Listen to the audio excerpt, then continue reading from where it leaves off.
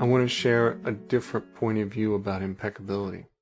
When people talk about impeccability, I don't often see this interpretation of it. I'm not saying my interpretation is right or wrong or better or worse. It's just my point of view. Impeccability means without sin. And for clarification of what sin means, we have to get away from a religious connotation and go for a dictionary connotation, which means without fault or blame, which is to say without judgment and without rejection. If we consider the taking things personally example, we see that when we take things personally, we reject an image of ourselves under the assumption that that's us.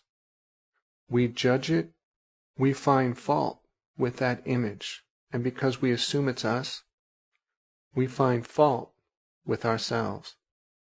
That expression of fault is not impeccable. We could say it is a sin to reject ourselves. And what we know about sin is in that self-rejection, there is emotional pain. We could say emotional suffering. And emotional suffering is hell. It's painful self-abuse.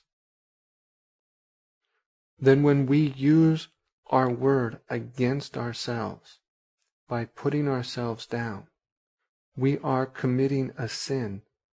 And the consequence of committing a sin, which is to say reject and blame and find fault, is an emotional experience of pain and suffering.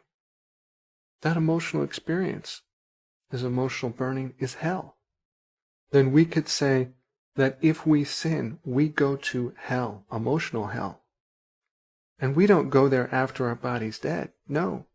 We go to that emotional hell the moment of that rejection.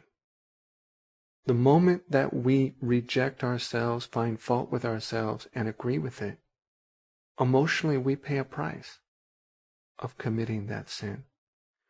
And that price is to end up in emotional hell. Then when we use our word in a way that's not impeccable, we end up in hell immediately. This is the same principle as karma, cause and effect. We commit the cause, we experience the effect of our word. We can see from this definition, there's no need to fear going to hell after your body dies, because that hell experience, that emotional hell, happens while your body's alive. Then if you want to avoid hell in your life and the sufferings of hell, practice being impeccable with your word, and you can create heaven in your life.